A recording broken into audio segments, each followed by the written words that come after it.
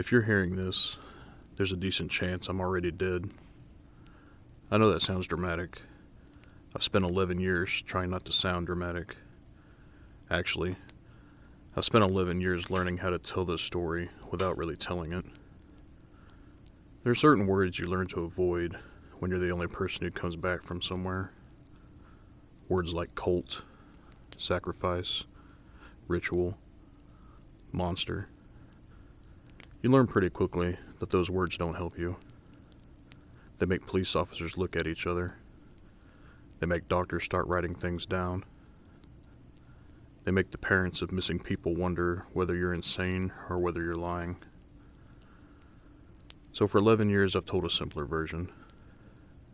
5 friends went camping. Something happened. 4 disappeared. I survived. That's technically true. It's just missing almost everything that matters. My name is Ethan Cole. I was 22 when this happened. There were 5 of us. Mark Dalton, Sarah Mitchell, Tyler Brooks, Rachel Hayes, and me. We'd all known each other since high school, some of us even longer. At that age, we were at that weird point where everybody could feel things changing, but nobody wanted to acknowledge it. Mark had accepted a job a few states away. Sarah was getting ready for graduate school. Rachel kept talking about moving west. Tyler had absolutely no idea what he was going to do with his life, although that was normal for Tyler. And I wasn't really going anywhere yet. I think that bothered me more than I admitted. The camping trip was Mark's idea. 3 nights somewhere remote. No work. No parents. No girlfriends or boyfriends. No phone calls. No responsibilities. Just the 5 of us doing something together before everybody started scattering. Mark said somebody in his family had told him about a place called Miller's Creek. Supposedly it was an old camping area deep in the mountains that hardly anyone had used anymore. No developed campground, no bathrooms, no RVs, just an old logging road, a creek, and forest. At 22, that sounded perfect. I should mention something about Miller's Creek now. I've spent years trying to figure out where Mark actually heard about it. His parents don't know. His brother doesn't know. The uncle he supposedly got the recommendation from apparently never recommended it. For a while I assumed Mark had forgotten exactly who told him. Now I wonder if forgetting was part of it. Maybe someone just planted the idea. Maybe it wasn't important where he thought it came from.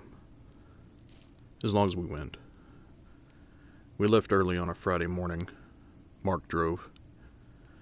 His SUV was packed so tightly with tents, coolers, sleeping bags, and food that Rachel could barely see out of the back window. For the first few hours, it was completely normal. That's something I think about a lot. When people hear a story like this, they imagine there must have been some terrible feeling from the beginning. Some instinct telling us not to go. There wasn't. We were laughing, arguing about music, stopping for fast food, making fun of Tyler because he'd brought enough alcohol to survive a small apocalypse, but had forgotten bug spray. It was just a road trip. Nothing felt wrong. Not yet. The towns got smaller the further we drove. Eventually even those disappeared. Cell reception dropped from 3 bars to 1, and then to nothing. The highway narrowed to a 2-lane road, winding through hills covered in pine trees. Rachel loved the scenery. She had this expensive camera she carried everywhere. Photography wasn't her job or anything. She just loved taking pictures. She photographed old barns, road signs, abandoned houses. There was one house we passed that I still remember. It sat maybe 50 yards from the road, half swallowed by trees. White paint peeling off the wood. Part of the roof collapsed. No glass left in the window. What stood out were these little strips of red fabric tied along the porch railing. There must have been 30 of them. They were all moving in the wind. Rachel took several pictures as we passed. At the time, I thought it looked creepy in a fun way, like something from a horror movie. We didn't know yet that we'd be seeing the same shade of red again. The last place we stopped was a gas station. Calling it a gas station probably makes it sound bigger than it was. There were 2 pumps beneath a rusted awning and a small concrete building with faded advertisements taped inside the windows. There was an old vending machine outside that looked like it hadn't worked in decades. An elderly man was sitting in a lawn chair near the door when we pulled in. I remember him because he watched us the entire time. Not aggressively, not even suspiciously. Just watched. Mark went inside to pay, and I went with him. Sarah and Rachel bought drinks. Tyler wandered around behind the building. There was a different man working the counter. He was probably in his 50s. Big guy, gray beard, baseball cap.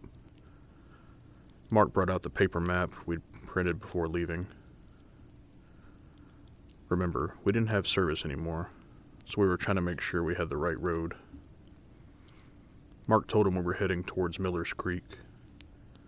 The man's whole attitude changed. Not dramatically, just enough that I noticed. He asked us whether we were camping. Mark told him we were staying for a few nights. Then the man asked how many people were in our group. Mark told him there were 5 of us. The man repeated the number. 5. I remember that clearly. At the time, I didn't think anything of it. He told us the road our directions were used wasn't accessible because the bridge was washed out. He took a pen and marked a different route on our map. County 9, then Grover Road, then an old logging road that would take us north to a clearing beside the creek. Before we left, he warned us not to wander too far after dark. Tyler thought that was hilarious. He assumed the man meant bears or mountain lions or something. The man didn't explain. We thanked him and left. When we pulled away, I looked through the rear window. The elderly man who had been sitting outside was standing now. The clerk had come out too. Both of them were watching us. I remember thinking small-town people were weird. That's it. That was my explanation. We made jokes about it for another 20 minutes. County 9 turned into Grover Road. Grover turned into gravel. Then gravel became dirt. The farther we went, the narrower everything became. Branches scraped alongside both sides of the SUV. We passed an old wooden sign so weathered none of us could read what it originally said. Eventually the forest opened. The clearing was beautiful. That's the frustrating part. If the place had looked threatening, maybe we would have left. But it didn't. There was grass beside a shallow creek, a ring of stones where other campers had made fires, an old picnic table, pine trees surrounding everything. No trash, no buildings, no other people. It looked peaceful, and we loved it. We spent the afternoon setting up camp. Mark and I gathered wood. Sarah organized the food. Rachel wandered around taking pictures. Tyler mostly drank beer and criticized our tent building ability. Then Rachel found the first bundle. It was hanging from a low tree branch near the edge of the clearing. She brought it back to camp to show us. It was made from thin sticks tied together with red thread. Small bones had been woven through the middle. At the time, I assumed they were animal bones. There was a tiny jaw, several ribs, a few teeth. Sarah didn't like it at all. She thought Rachel should put it back immediately. Mark figured it was some kind of hunting marker. Tyler thought somebody local was trying to scare campers. We all had explanations. That's another thing I've learned. People don't ignore warning signs because they're stupid. People ignore warning signs because there are usually 10 normal explanations available before you reach the impossible one. Once Rachel showed us what she'd found, we'd noticed more. 3 or 4 that we could see from the camp. All made slightly differently. All with red thread. All containing bones. They hung at different heights along the tree line. Sarah wanted to relocate. Mark didn't. It was getting late, and we'd already spent hours getting there. Nobody wanted to pack everything up because of some creepy little handmade decorations. So we stayed. That was the first decision that got somebody killed. Maybe all of us. We built a fire before sunset, ate hot dogs, drank, talked. For a while, everything went back to normal. The forest became completely dark beyond the reach of the fire. If you've never camped somewhere truly remote, it's hard to explain how black the woods can become. There's no distant glow from a town, no headlights, nothing. The fire becomes your entire world. Everything beyond it might as well not exist. Sarah kept looking toward the trees. Eventually we noticed. She said she'd heard something moving out there. We all went quiet. At first there was nothing. Then we heard a branch snap. Not close, maybe 50 yards away. Mark took a flashlight and checked. He didn't find anything. We assumed deer. That became the explanation for everything that night. Branches breaking, deer.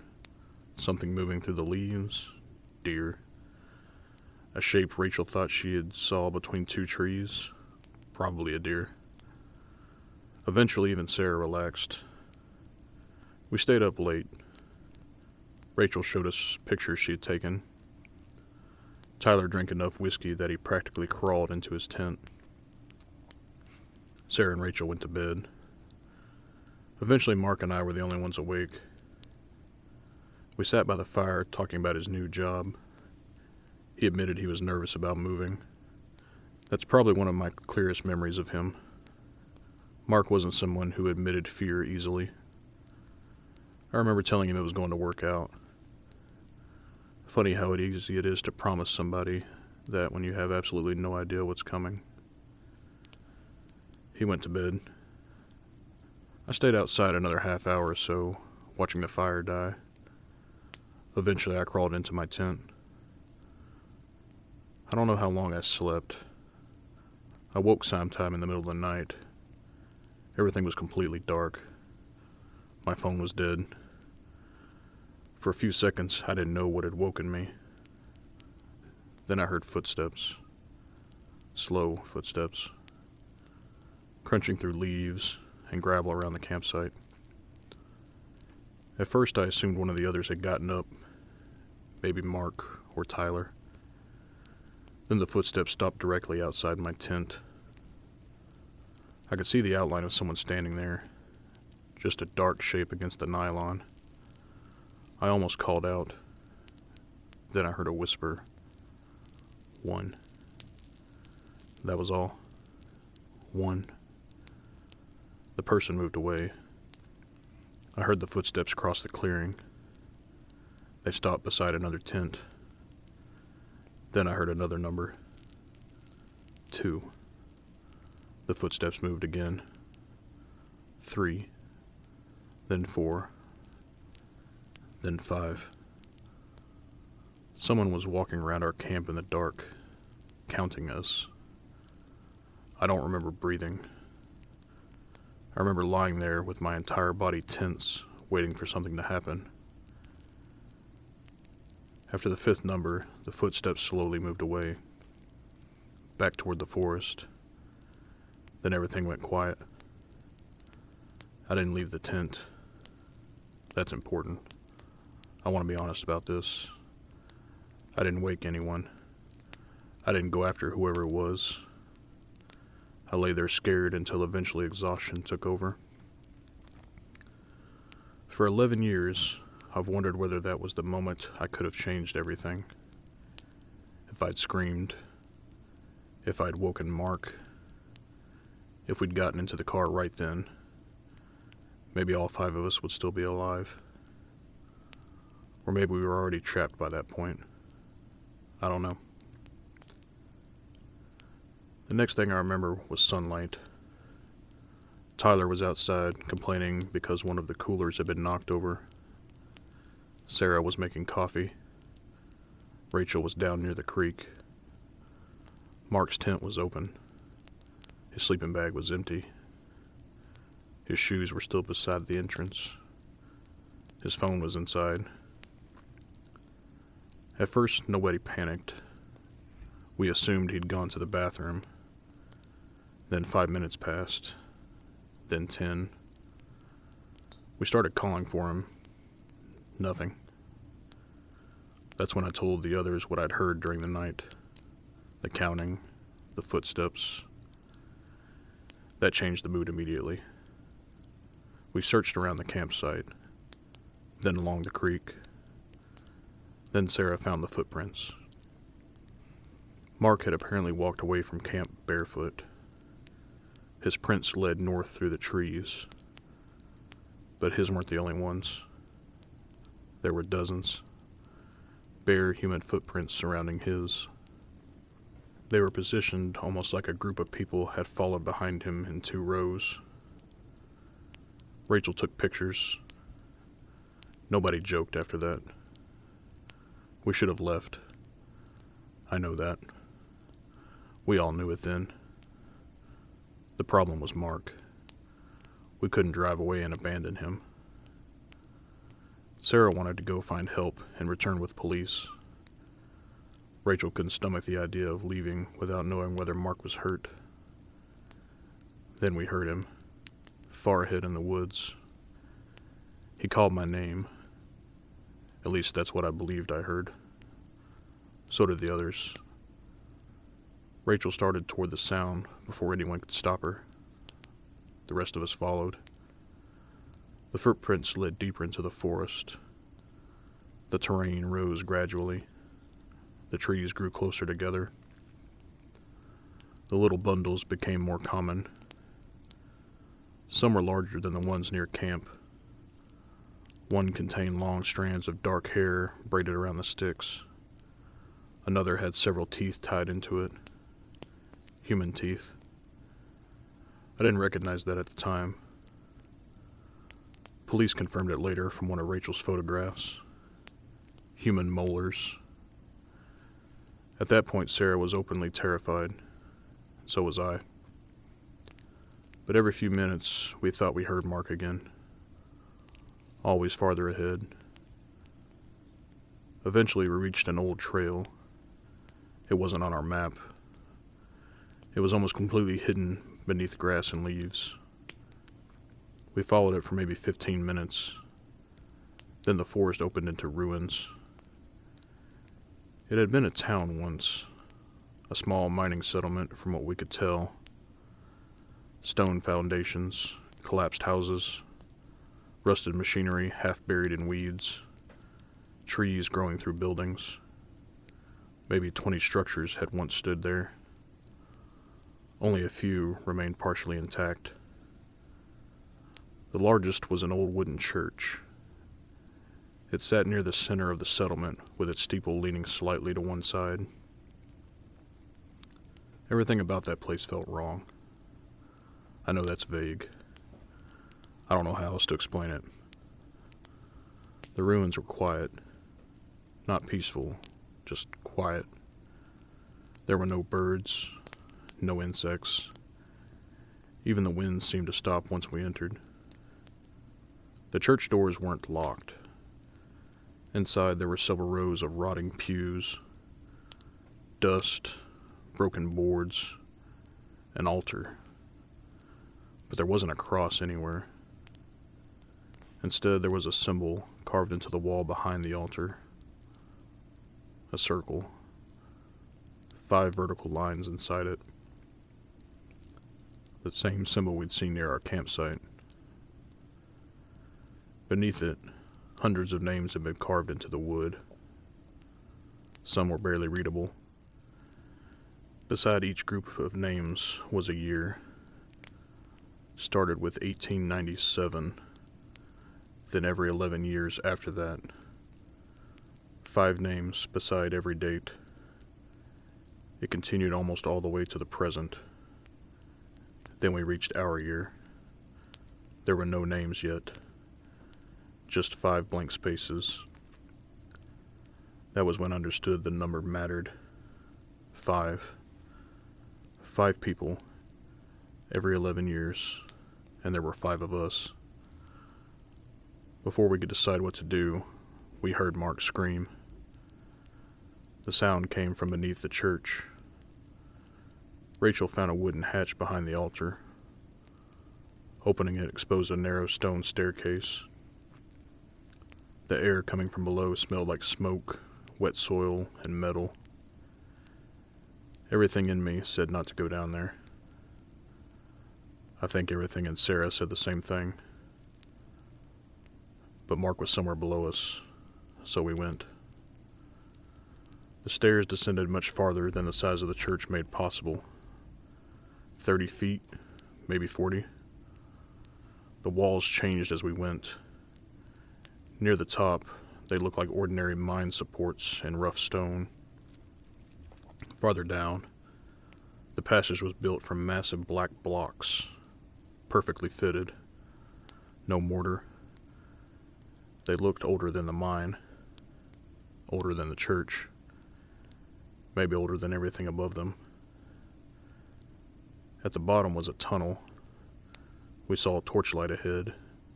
Then we heard people, not screaming, chanting. We followed the tunnel until it opened into a huge underground chamber. There were probably 40 people inside, maybe more. Some wore robes. A lot didn't. That's what scared me most. I expected lunatics. Instead, I saw ordinary people. Men in work clothes, women in jeans and sweaters, elderly people, young adults. I recognized several of them. The man from the gas station, the elderly man who had been outside, a waitress we'd passed during the drive, and a sheriff's deputy we'd seen parked alongside the highway. They weren't outsiders hiding beneath a town. They were the town. Mark was tied to a stone platform in the center of the room. His shirt had been removed. There were cuts across his chest. Blood ran down the sides of the stone. Around him were 5 shallow channels carved into the floor. All of them led toward a crack in the rock at the far end of the chamber. Something about that crack bothered me immediately. The darkness inside it didn't look like normal darkness. I know that makes no sense. It looked deeper, like the torchlight was being swallowed before it could enter. We learned later, mostly from what Mark managed to tell us while we escaped, that the people in that chamber believed something was underneath the mountain.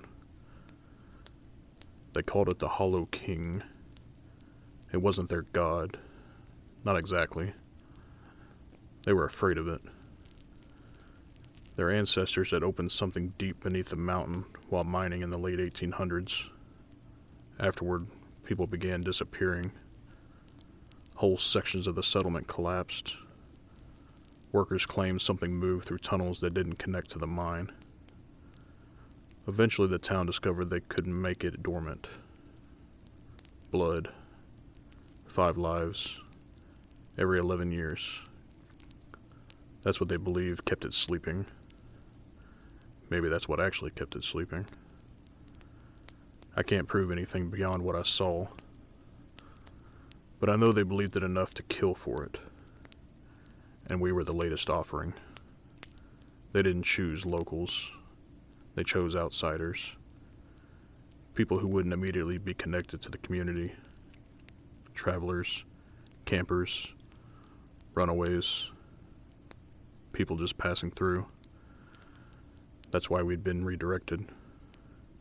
There was never a washed-out bridge. We hadn't found Miller's Creek accidentally. We'd been delivered. Someone noticed us before we even reached the forest. 5 young people traveling together. Perfect. I don't remember deciding trying to save Mark.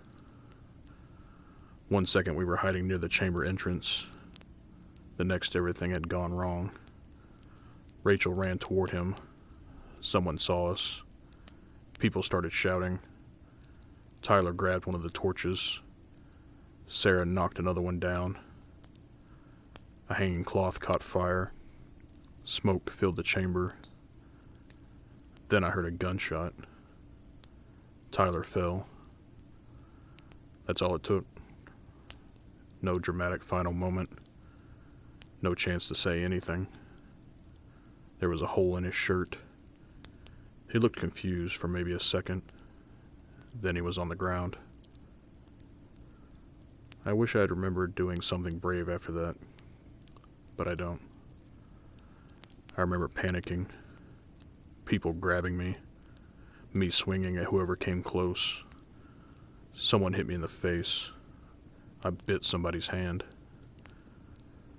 Rachel somehow reached Mark. She got one of his arms loose. Sarah helped. The fire spread. Smoke rolled across the ceiling. For a few moments, the entire ritual fell apart. We got Mark off the platform. Tyler stayed behind. I looked at him once. His eyes were open. A woman stepped over his body while chasing us. That image bothered me for years. Not because she killed him. I don't even know who fired the gun. It was the way she stepped over him, like Tyler wasn't a person anymore. Just something that had already been used. The 4 of us reached the stairs. People followed. We ran through the church and out into the ruins. Mark could barely walk because his feet were cut open. Rachel and I held him up.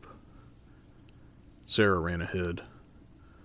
The people from the chamber poured out behind us. Then the ground moved. I need to be careful with that word. It didn't shake. I felt earthquakes. This was different. The earth underneath us shifted in one long movement. Imagine standing on top of a sleeping animal and feeling it roll slightly beneath you. That's what it felt like. Everyone stopped. Us, them. Another movement traveled through the mountain. Birds exploded from the trees. Dust fell from the church roof. Then came a sound from somewhere deep below us. Not a roar. I've never been able to describe it properly. The closest thing I can say is that it sounded like something enormous breathing. One breath. So deep, I felt it more than I heard it. The people chasing us weren't angry anymore. They were terrified. That told me more than anything else. These were people willing to murder 5 strangers. They'd done it before. Maybe their families had done it for generations. But whatever they believed was beneath that mountain scared them more than getting caught. More than killing. More than dying. Everybody started running. That's one of the strangest memories I have. 10 minutes earlier, those people were trying to sacrifice us. Now they're running behind us, away from the same thing. Some cried. Some prayed. There were families among them. I remember seeing one woman carrying a little girl. That still makes me uncomfortable. I don't know what that girl had been taught. I don't know whether she understood what had been happening underground. I just remember the fear on her face. The forest behind us started coming apart. Trees snapped. Not at ground level. High up, 30 or 40 feet. Something enormous was moving between them. I saw pieces of it. Never enough to understand the whole shape. Something long curled around a tree trunk. At first I thought it was another branch. Then the entire tree bent sideways. Whatever had grabbed it pulled the pine completely out of view. I saw shapes that looked like limbs, but the joints were wrong. I remember looking upward and realizing something was blocking part of the sky. I still don't know if I actually saw the Hollow King. Maybe what we saw was only part of it. Maybe it didn't have a single body, the way we understand bodies. Maybe the forest itself was moving around it. I don't know. A man running near us suddenly disappeared. 1 second he was there. The next something pulled him vertically into the trees. He screamed for less than 2 seconds. Then blood came down through the branches. After that, I stopped looking up. We reached the old trail. The forest was collapsing behind us. Sarah was having trouble breathing. Mark could barely stand upright. But we kept moving. Then something appeared ahead. I can't tell you exactly what it looked like. Every time I try, the memory changes. There were long shapes rising from its upper body, like antlers, or roots, or branches growing backward. It was tall enough that I couldn't see where it ended. It leaned between the trees without making them move. Sarah was closest. She vanished. There isn't a better way to say it. Something struck her from the side. She disappeared into the brush. I heard her scream. I turned. For a few seconds, I could see her hand reaching between the branches. Then it was pulled backward. She was gone. Mark dragged me away. 3 of us kept running. Mark, Rachel, and me. We reached the creek. I could see our campsite through the trees, and beyond it, Mark's SUV. I remember feeling relief, actual relief. For maybe 10 seconds, I thought surviving was possible. Then Mark started slowing down. That was when we saw how much blood he'd lost. One of the people in the chamber had stabbed him, probably during the escape. His shirt was soaked. He knew he wasn't going to make it. Rachel tried to keep him moving. I tried too. He couldn't. Whatever was behind us was getting closer. Trees were breaking. The ground was moving again.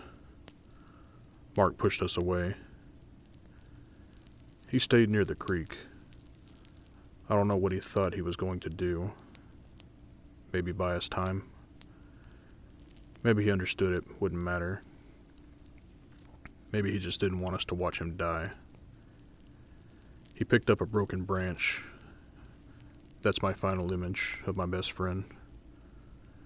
Barefoot, covered in blood, standing in the middle of the woods, holding a branch, while something impossible came through the trees toward him.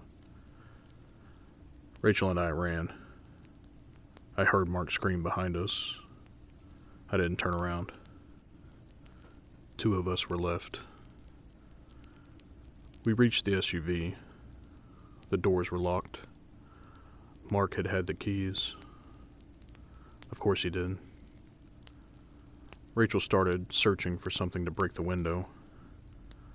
I found a rock and smashed the driver's side glass. The alarm started blaring. For a moment, I thought maybe we could hotwire it somehow. That thought didn't last long. Something hit the rear of the vehicle. The entire SUV moved. Not rocked, moved. The back tires came off the ground. Rachel and I crawled through the broken window and ran toward the logging road. Behind us, the SUV rolled onto its side. I never saw what touched it. The next part is mostly fragments. Running, falling, branches cutting my face, Rachel ahead of me. Something moving through the woods on our left, then our right. Sometimes I thought it was circling us. Sometimes I thought there was more than one. Eventually Rachel fell. I don't know what she tripped over. A root, a rock, maybe nothing. She hit the ground. I stopped. She reached toward me. I knew she was hurt. I could see it in the way she tried to get up. Something was wrong with her ankle. Maybe broken. I started back toward her. I really did. That's important to me. I need whoever hears this to know that I started back. Then the darkness behind Rachel moved. Something unfolded between the trees. That's still the best word I have. Unfolded. As though what I'd thought were tree trunks were actually part of something crouched there. Rachel saw my face. She knew something was behind her. I should have gone back. I should have grabbed her. Maybe we both would have died. Probably. But I should have tried. Instead, I ran. Rachel screamed my name. I kept running. She screamed again. I kept running. Then she stopped. That silence has mauled me for 11 years. I reached the highway sometime after sunrise. I don't remember getting there. A truck driver found me walking along the center line. I was barefoot. My clothes were torn. There was blood all over me. Some of it mine. Some of it belonged to my friends. The truck driver called the police. I told them everything. Not the simplified version. Everything. The counting. The church. The people underground. The sacrifices. The thing in the woods. At first they treated it like some kind of attack. Search teams went to Miller's Creek. They found our campsite. The broken SUV. Blood. Tyler's jacket. Sarah's backpack. Rachel's camera. They found the abandoned mining settlement too. They found the church. They did not find the staircase. According to them, there was no hatch behind the altar. The floor was solid. They removed boards. There was nothing beneath the church except dirt. No tunnel. No chamber. No stone platform. No bodies. They searched for days. Nothing. The gas station made even less sense. Police found the place, but the owner wasn't the man we'd met. He claimed he opened it for 20 years. The clerk I described had never worked there. Neither had the elderly man. The road wasn't closed either. The bridge wasn't washed out. There had been absolutely no reason for us to take the route we'd been given. And the deputy I described didn't exist. At least, not officially. There was no one matching him in the county sheriff's department. Eventually, the investigation started focusing on me. I understood why. 5 people go camping. 1 returns. 4 disappeared. The survivor tells a story about robed cultists and a monster beneath a mountain.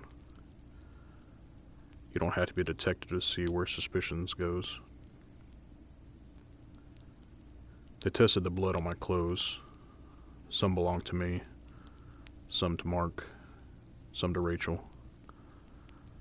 I couldn't explain that in a way that sounded good. There were no bodies, no murder weapons connected to me, no evidence that I had planned anything. Eventually, they stopped treating me like a suspect. Not officially, anyway. The case became 4 missing persons. Then it went cold. The families never really recovered. Mark's father came to my house once. He hit me. I didn't fight back. He wanted to know what happened to his son. I had already told him. He just couldn't believe it. I don't blame him. Sarah's mother sent me messages every year on Sarah's birthday. For a long time, I'd respond. Eventually, I stopped. Tyler's brother believed I killed all of them. He still does, as far as I know. Rachel's parents wanted nothing to do with me. I can't blame them either. Their daughter screamed for me to help her, and I ran. I moved away, changed jobs, changed phone numbers. I stopped camping, stopped hiking. I don't even like parks anymore. Everywhere trees grow close together makes me uncomfortable. For a while I drank too much. Then I stopped drinking entirely because alcohol made the dreams worse. I spent years trying to convince myself that what had happened had some explanation I hadn't found. Maybe we stumbled into a group of criminals. Maybe there had been some kind of mind collapse. Maybe fear changed what I remembered. Maybe the thing in the forest was something normal distorted by panic. I tried every explanation. None of them accounted for everything. Eventually I stopped looking. I accepted that I would never know. That was probably the closest thing to peace I had. Until 3 days ago. When I got home from work, there was a package outside my apartment. Brown paper, no shipping label, no postage, nothing written on it. I almost left it there. Eventually I brought it inside. There was one thing in the package. A photograph. It showed our campsite, the first afternoon. All 5 of us were in the picture. Mark was unloading something from the SUV. Tyler had a beer in his hand. Sarah was sitting at the picnic table. Rachel was standing near the fire ring. I was working on my tent. It had been taken from inside the trees, maybe 30 yards away. At first, I assumed it was one of Rachel's pictures. Then I looked closer. Rachel's camera was hanging around her neck. She didn't take the photograph. Someone had been standing in the woods, watching us that first afternoon. Someone had photographed all 5 of us. I turned it over. The symbol was drawn on the back. A circle, 5 lines. Below it was a date. This Friday. Exactly 11 years after we went to Miller's Creek. I didn't sleep that night. The next day I called in sick. I spent hours staring at the picture. That's when I noticed the figure, far behind us, between 2 trees. At first it looked like a shadow, then I enlarged the photograph with my phone. It was a woman, extremely thin, long hair, standing completely still. Her face was difficult to see, but there was something about it I recognized. I kept enlarging the image until it became blurry. Then I saw the necklace. Rachel had owned the same necklace since she was 16. A small silver moon. Her mother gave it to her, and she wore it constantly.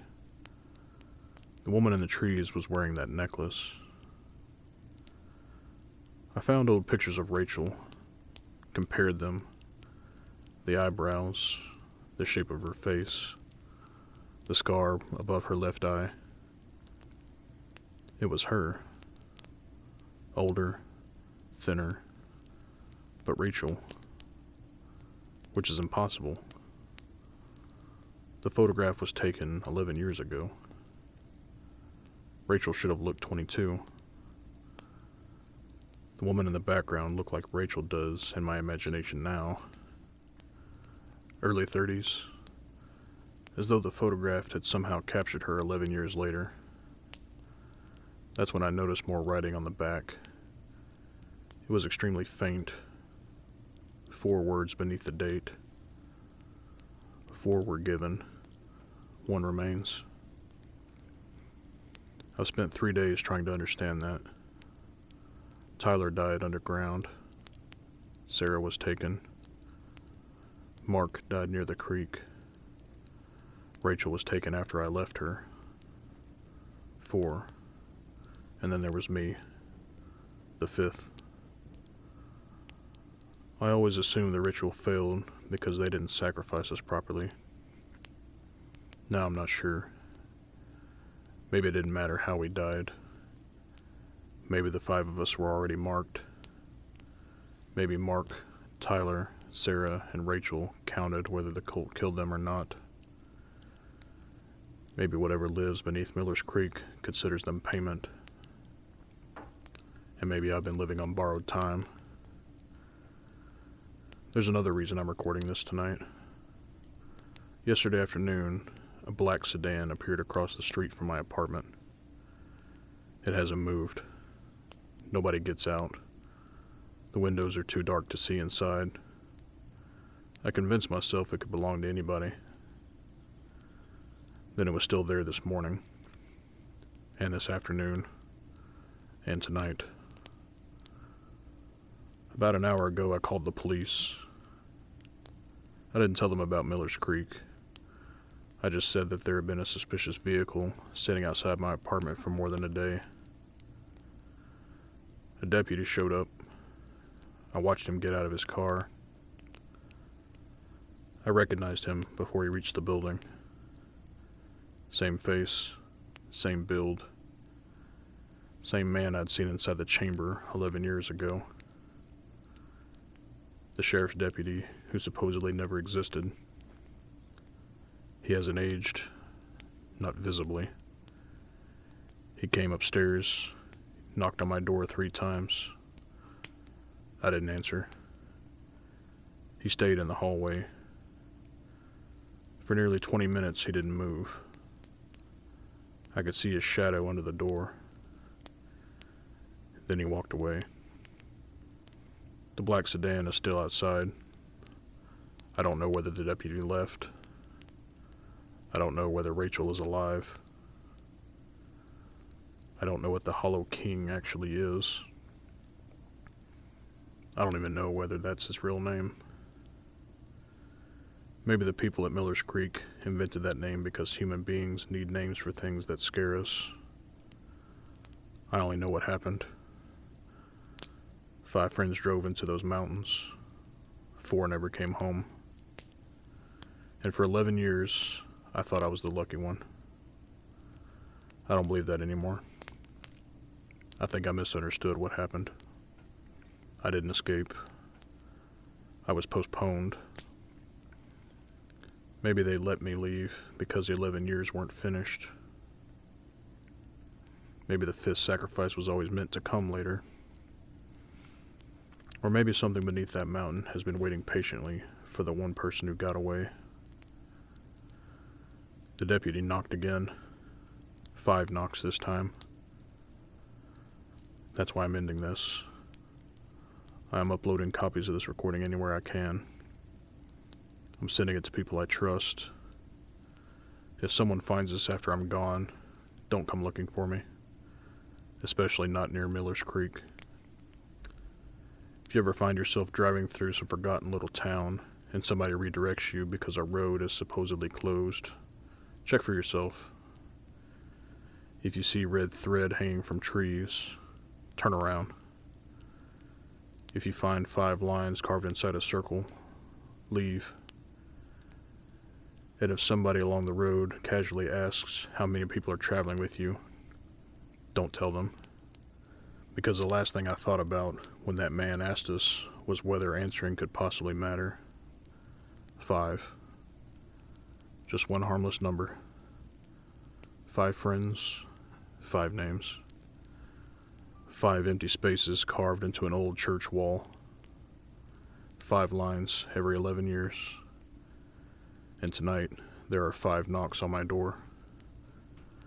I can hear someone outside again.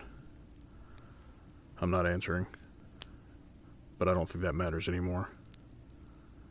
For 11 years, I told myself I survived Miller's Creek.